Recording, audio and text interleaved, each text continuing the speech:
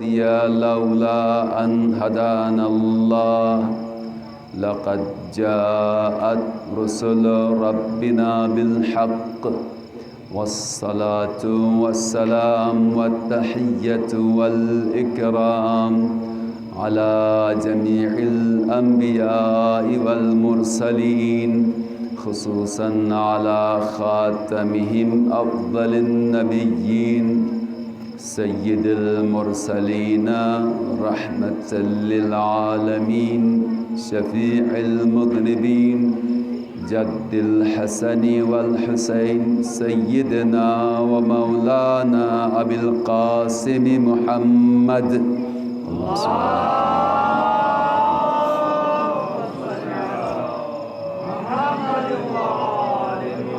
وآله الطيبين الطاهرين المعصومين الغر الميامين الذين أذهب الله عنهم الرجس وطهرهم تطهيرا.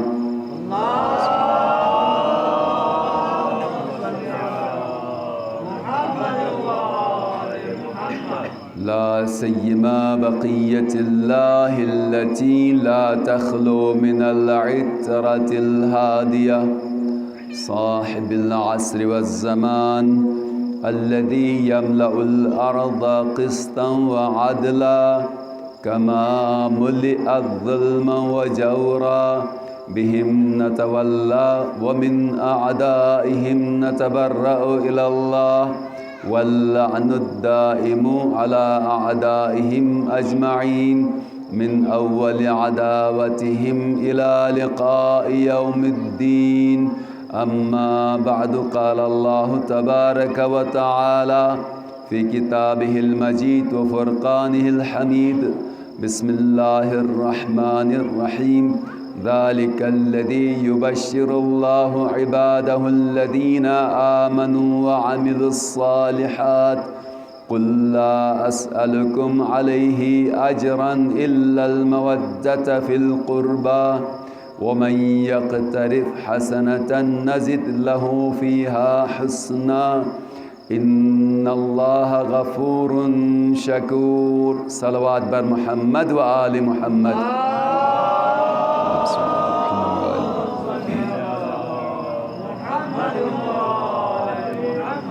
مولا امام زمانہ عجل اللہ تعالی فرجہ شریف کے تعجیل ظہور کے لیے بار دیگر صلوات.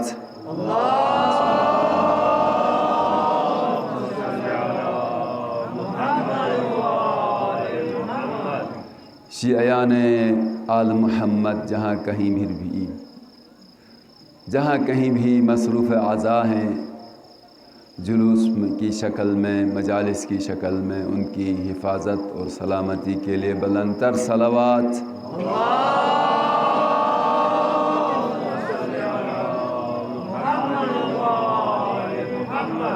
اپنے اعمال کی قبولیت کے لیے اور حاجت روائی کے لیے اس سے بھی بہتر انداز میں صلوات پڑھ دیجئے.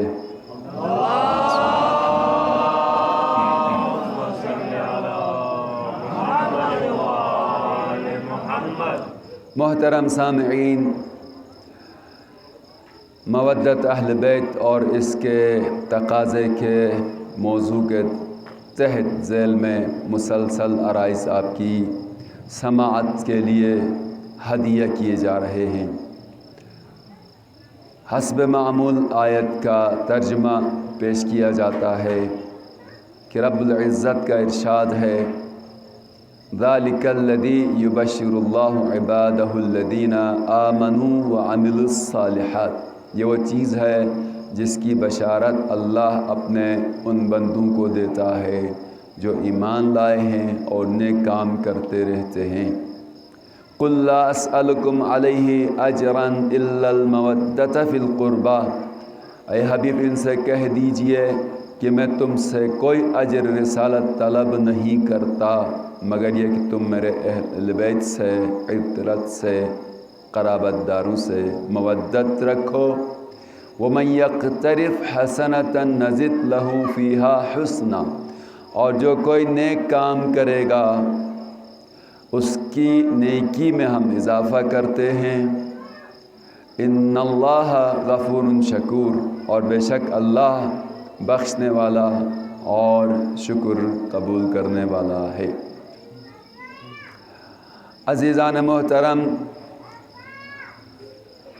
اہل بیت علیہم السلام سے مودت رکھنا واجب ہے، اور اس کا فائدہ خود امت کے لیے ہے۔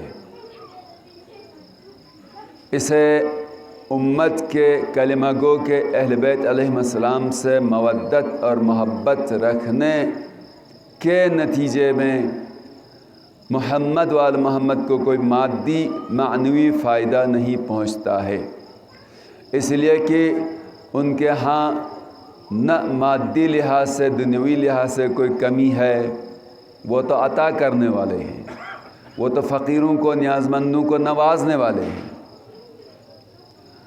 لہٰذا وہ کسی چیز کے محتاج نہیں ہیں کہ ہماری محبت سے مودت سے ان کو کوئی دنیاوی فائدہ ملتا ہو۔ اسی طرح سے معنوی بھی کوئی فائدہ اہل بیت علیہم السلام کو نہیں ہے، کیونکہ اہل بیت علیہم السلام کامل انسان ہیں، اور انسان کامل تمام کمالات کا مالک ہوتا ہے۔ کوئی ایسا کمال نہیں ہے کہ جو امت کے پاس ہو اور اہل بیت کے پاس نہ ہو، بلکہ ہر کمال کے معلم بھی اور سکھانے والے بھی اہل بیت علیہ السلام ہیں۔ ہر انسانی قدروں کی تعلیم دینے والے بھی اہل بیت علیہ السلام ہیں۔ اقدار انسانیت کے علم بردار ہیں اہل بیت علیہ السلام، اور جو اہل بیت علیہ السلام کے دامن سے متمسک رہتا ہے وہ دنیا میں بھی سر بلند ہوتا ہے، اور آخرت میں بھی سعادت اس کے مقدر ہو جاتی ہے۔ اب میں آہستہ آہستہ موضوع کے متعلق اپنے آرائز سمیٹ رہا ہوں، اور تقریباً یہ گفتگو ایک خلاصہ ہے گزشتہ مجالس میں جو کچھ آرائز عرض کیے اس حوالے سے بھی۔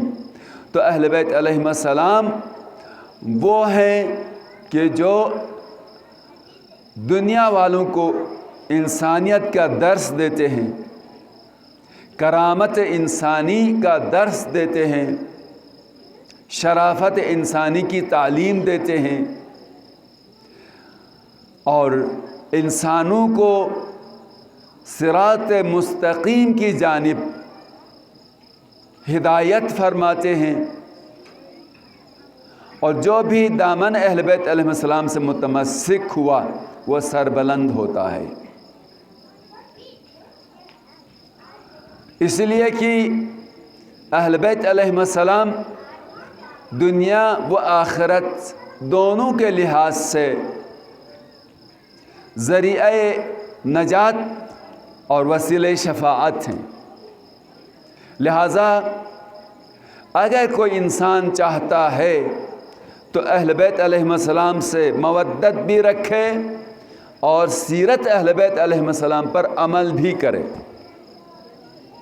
اور جب ہم اہل بیت علیہ السلام کی سیرت کی بات کریں گے تو ائمہ معصومین علیہ السلام کی ہمارے لیے ظاہری زندگی اور ظاہری طرز عمل حجت ہے۔ تمام ائمہ اور خصوصاً پہلے امام سے لے کر کے چھٹے امام تک ایک بہت قدر اشتراک پایا جاتا ہے، اور چھٹے امام سے کے بعد ہم امام موسیٰ کاظم علیہ السلام کی امامت کے قائل ہیں، اور 12 امام تک، اور ہمارے کچھ برادران امام صادق علیہ السلام کے بڑے بیٹے اسماعیل کی امامت کے قائل ہوئے۔ میں اس بحث پہ نہیں جاتا، اس سے پہلے کی بات کرنا چاہ رہا ہوں۔ تو پہلے امام سے چھٹے امام تک، امام جعفر صادق علیہ السلام تک ہمارا اختلاف نہیں ہے، سب امام مانتے ہیں، میرا بھی آپ کا بھی امام حضرت علی علیہ السلام ہیں، امام حسین علیہ السلام ہیں، حسن مجتبی علیہ السلام ہیں، زین العابدین علیہ السلام امام ہیں، اور باقر العلوم علیہ السلام امام ہیں، صادق آل محمد امام ہیں۔ تو پہلے امام نے بھی قرآن کے ظاہر پر عمل کیا، متوجہ تو ہیں آپ لوگ؟ دوسرے امام نے بھی قرآن کی ظاہری آیات سے جو مطلب اور مفہوم سمجھ میں آیا اس پر عمل کیا، تیسرے امام نے بھی اور چھٹے امام نے بھی، ہمارے نزدیک سارے امام۔ تو ظاہر قرآن سے جو مطلب اور معنی سمجھ میں آتا ہے وہ حجت ہے، اور اسی پر عمل کیا۔ اگر فرمایا اقیم الصلاۃ قرآن نے، یا فرمایا اقیم الصلاۃ لدلوک الشمس الی غسق اللیل، کہ نماز قائم کرو زوال آفتاب سے رات چھا جانے تک، جس میں ملا کر 4 نمازوں کا وقت بتایا، ظہرین کا، مغربین کا، توجہ تھا آپ کی، ظہر و عصر کا بھی اور مغرب و عشاء کا بھی۔ وہ قرآن الفجر، ان قرآن الفجر کانا مشہودا، اور اس کے بعد صبح کی نماز کا الگ سے وقت بتا دیا قرآن نے۔ تو یہ 3 وقت بتائے ہیں کلی طور پر، اور ان 3 اوقات کے اندر 2 نمازیں اور بھی آ جاتی ہیں کہ 5 نمازوں کا وقت ہو گیا۔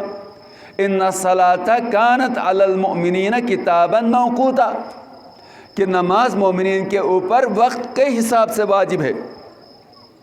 متوجہ ہیں آپ لوگ؟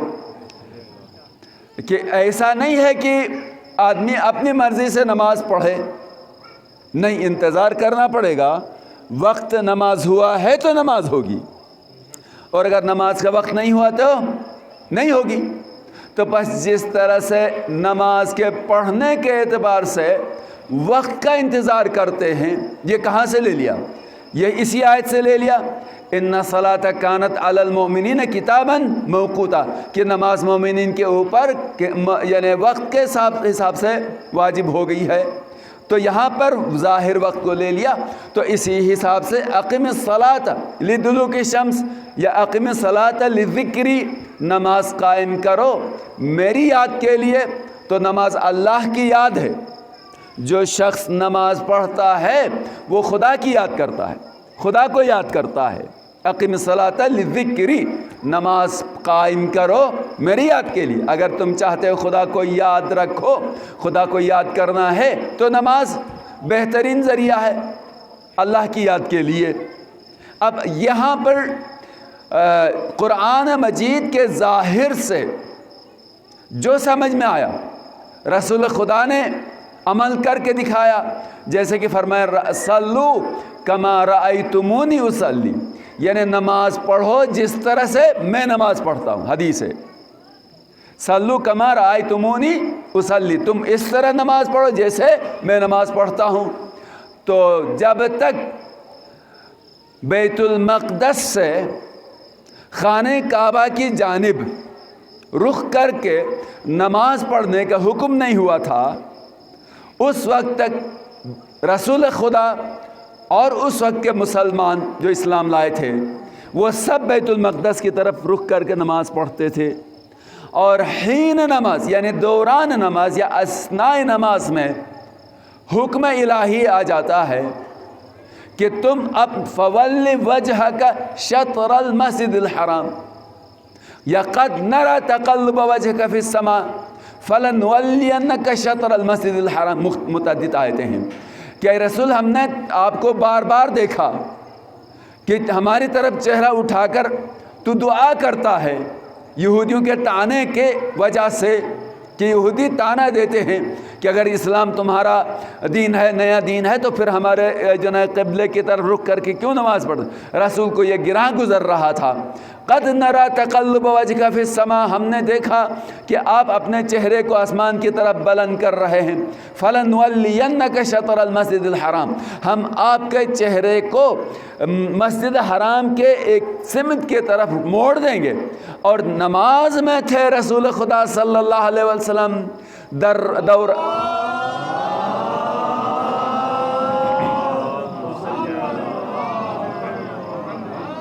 سب مل کر درود پڑھ دیجئے گا۔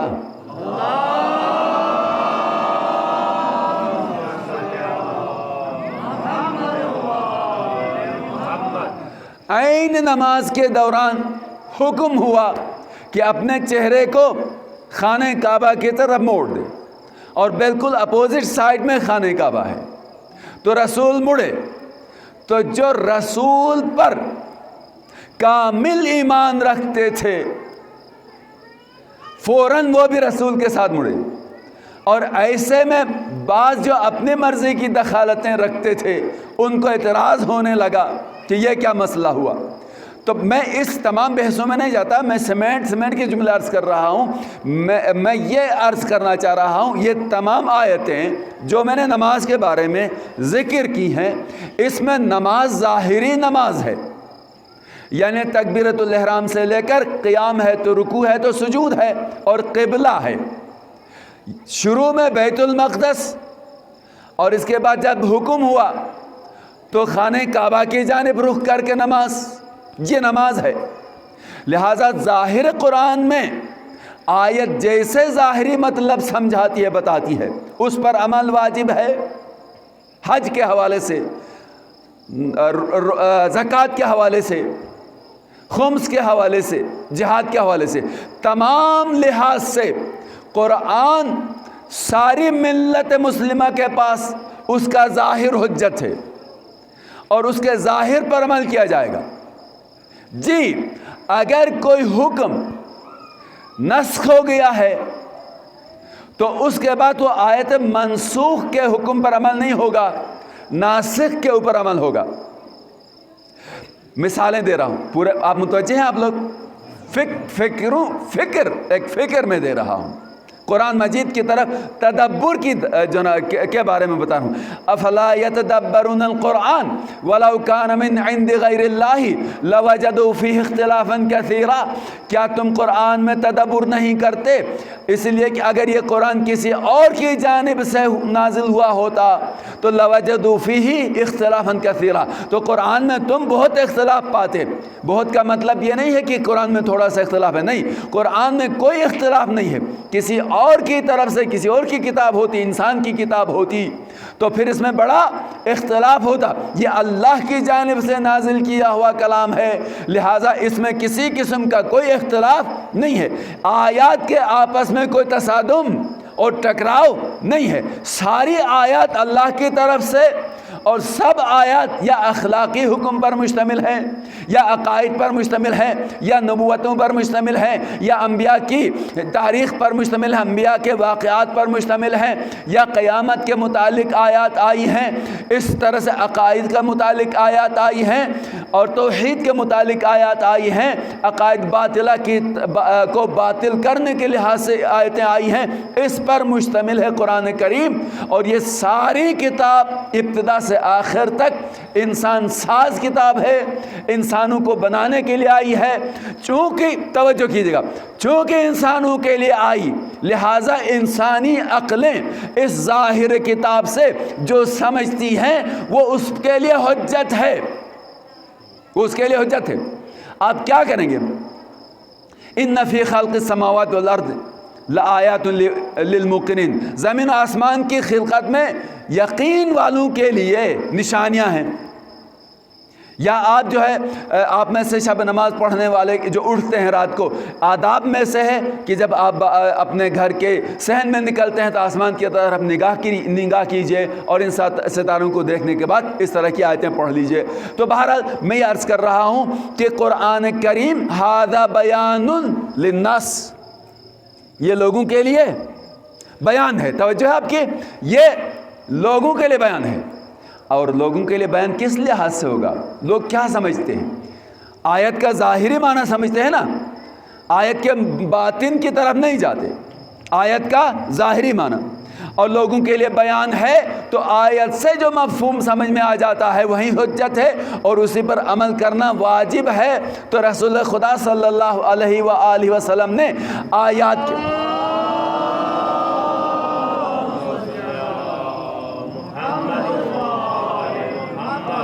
آیات کے ظاہر پر عمل کیا، نماز پڑھ کر دکھائی، روزہ رکھ کر دکھایا، حج کر کے دکھایا، توجہ آپ کی، حج کر کے دکھایا، مدینے سے اپنے اصحاب کے ساتھ، کلمہ پڑھنے والوں کے ساتھ پیدل جا کر حج کر کے دکھایا اور طواف کر کے دکھایا، سعی کر کے دکھایا، مینا میں قربانی کر کے دکھایا۔ تو یہ سارے احکام جو قرآن مجید میں ذکر ہوئے اس کے ظاہر پر عمل کیا، تو ظاہر کو بدلا نہیں، ظاہر میں کوئی تبدیلی نہیں کی، ظاہر میں کوئی تعویل نہیں کی، ظاہر پر عمل کیا، اس لیے کہ قرآن کا ظاہر حجت ہے۔ درود بھیجیں محمد وآل محمد کی ذات پر۔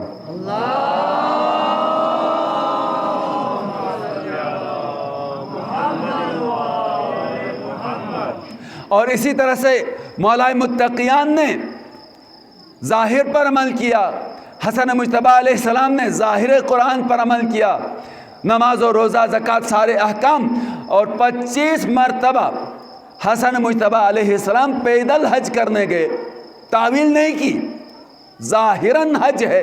حج کا لغوی معنی ہے سفر کرنا، قصد کرنا سفر کا، تو یہ خاص طور پر یہ لغت میں ایسا تھا، لیکن اسلام میں جب یہ آیت نازل ہوئی تو اسلامی عبادات کے لیے لفظ استعمال ہوئے۔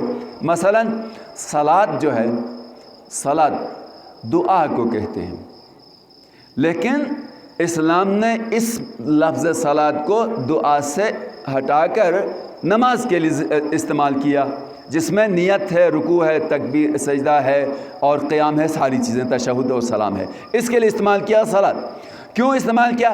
چونکہ نماز میں بھی تو دعا تو ہے، نماز میں دعا ہے، ایاک نعبد و ایاک نستعین اہدنا الصراط المستقیم، یہ دعا ہے، اہدنا الصراط المستقیم دعا ہے، اور دعائے قنوت ہے اور بہت ساری چیزیں، تو شباہت پائی جاتی تھی دعا میں اور نماز میں، لہٰذا صلاۃ کو نماز کے لیے استعمال کیا۔ ٹھیک ہے، اسی طرح سے حج بھی قصد کے سفر کے لیے قصد کرنے کا نام ہے، لیکن اس عبادت کے لیے یعنی خانہ کعبہ کے طواف اور ان اعمال کی طرف جانے کے لیے حج کا لفظ استعمال ہو گیا۔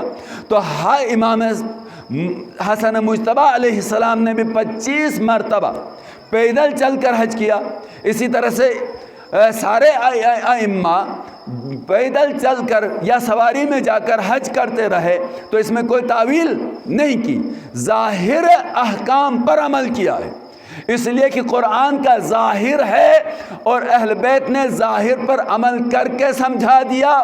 تو اہل بیت سے مودت رکھنا، اہل بیت کو ماننے کا تقاضا یہ ہے کہ جیسا انہوں نے عمل کیا ہے ویسا عمل ہونا چاہیے۔ درود بھیجیں محمد وآل محمد کی ذات پر۔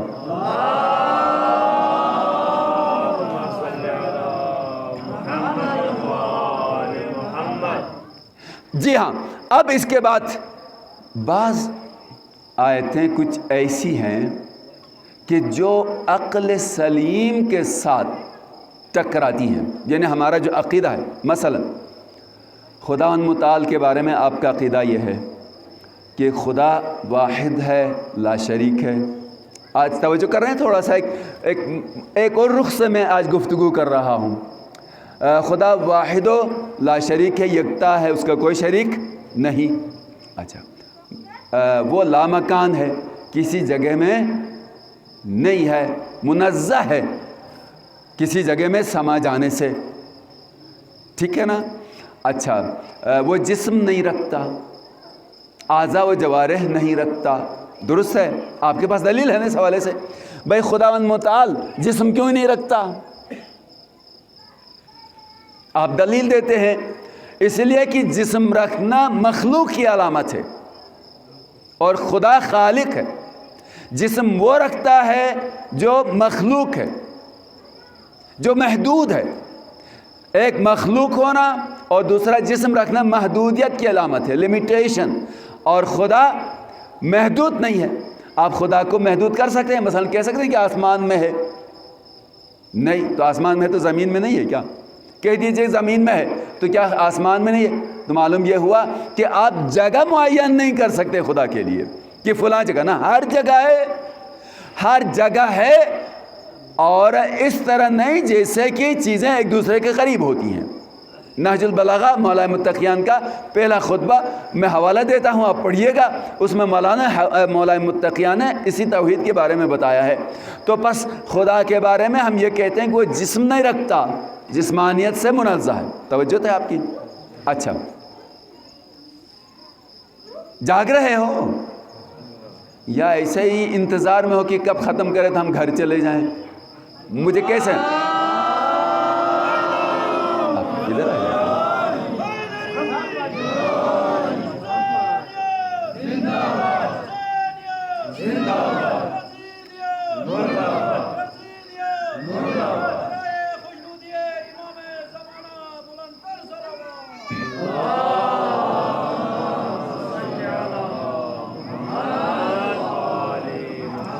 آپ کے افکار اور آپ کے عقول کے لیے علمی چیزیں رکھ رہا ہوں.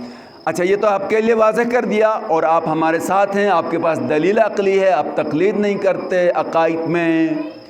آپ اپنی دلیل ہے اور اس دلیل کے تحت آپ نے کہا کہ خدا جسم نہیں رکھتا، اعضاء و جوارح سے منزہ ہے خدا.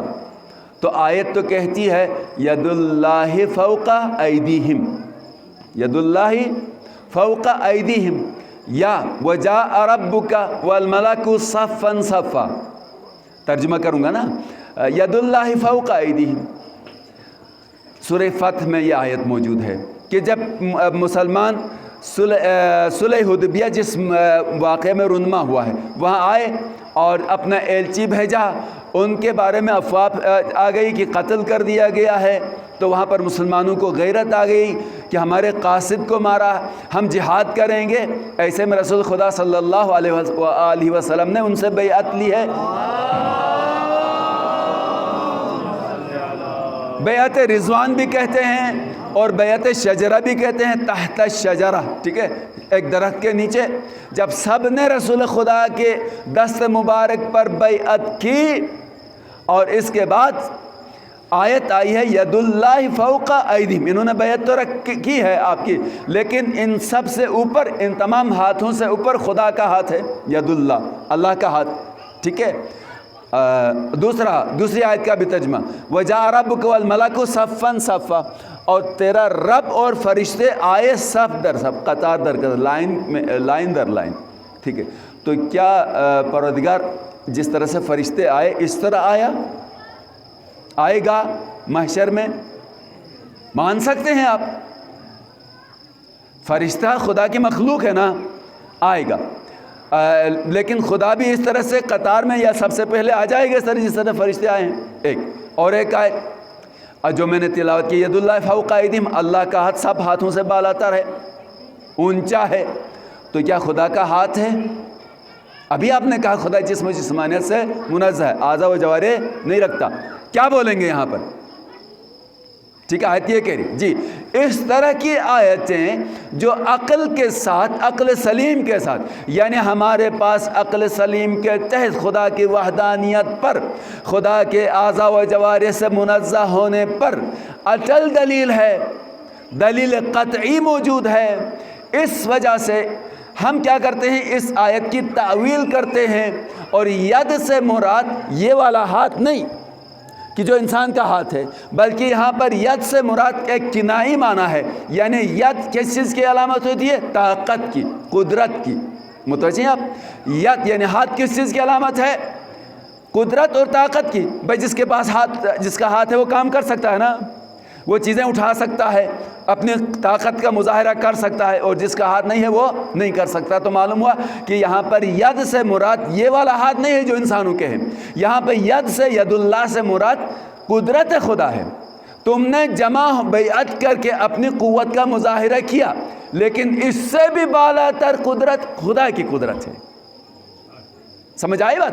تو اس طرح کی آیتیں جو برہان قطعی، عقل قطعی کی دلیل کے لحاظ سے ٹکراتی ہیں، وہاں پر تعویل کی جاتی ہے، ورنہ اس کے علاوہ اس طرح کا ٹکراؤ نہیں ہوتا ہو عقل قطعی کی، عقل سلیم کی دلیل کے ساتھ ظاہر آیت کا، تو ظاہر آیت حجت ہے، پس لہٰذا احکام اسلامی کے لحاظ سے دین اسلام کے عبادی احکام ہیں، معاملات والے احکام ہیں، ان تمام میں آیت کا ظاہر حجت ہے، اور اس میں تعویل کرنے کی کوئی گنجائش نہیں ہے، اور کسی امام نے بھی، نہ امام صادق نے، نہ باقر العلوم نے آیات کی تعویل کی ہے، بلکہ ان آیات کے ظاہر پر عمل کیا ہے۔ درود بھیجیں محمد وآل محمد کی ذات پر۔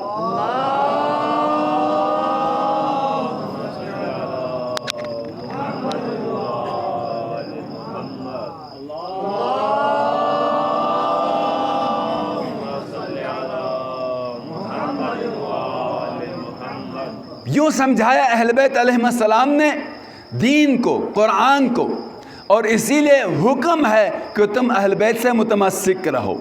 یہ ایک زاویہ بتایا۔ دوسرا جو اب بیانات کو سمیٹتا ہوا چلوں، اہل بیت علیہ السلام سے مودت کا تقاضا یہ ہے کہ جو فرمایا ہے اس پر عمل کیا جائے، اور دینی برادران کے حقوق کا خیال رکھا جائے کہ ایک دوسرے کے حقوق کیا ہیں۔ سب عزادار آپس میں بھائی ہیں۔ ایک جملہ عرض کروں، آیت اللہ وحید خراسانی فرماتے تھے کہ ایک مرتبہ ایک شخص نے آ کر معصوم سے سوال کیا، فرزند رسول، بعض اوقات میں بلا وجہ کے اداس ہو جاتا ہوں، رنجیدہ ہو جاتا ہوں، جب میں دیکھتا ہوں میرے گھر میں کوئی پریشانی نہیں ہے، سب کچھ ٹھیک چل رہا ہے، یعنی کسی لحاظ سے کوئی کمی نہیں ہے، سارا نظام میرے گھر کا صحیح چل رہا ہے، سب بچے ٹھیک ہیں، گھر والے سارے ٹھیک ہیں، میں خود بھی جسمانی طور پر ٹھیک ہوں، کوئی مشکل کوئی پریشانی نہیں ہے، لیکن پھر بھی دیکھتا ہوں تو دل اداس ہے، سمجھ میں نہیں آتا کیوں ایسا ہے۔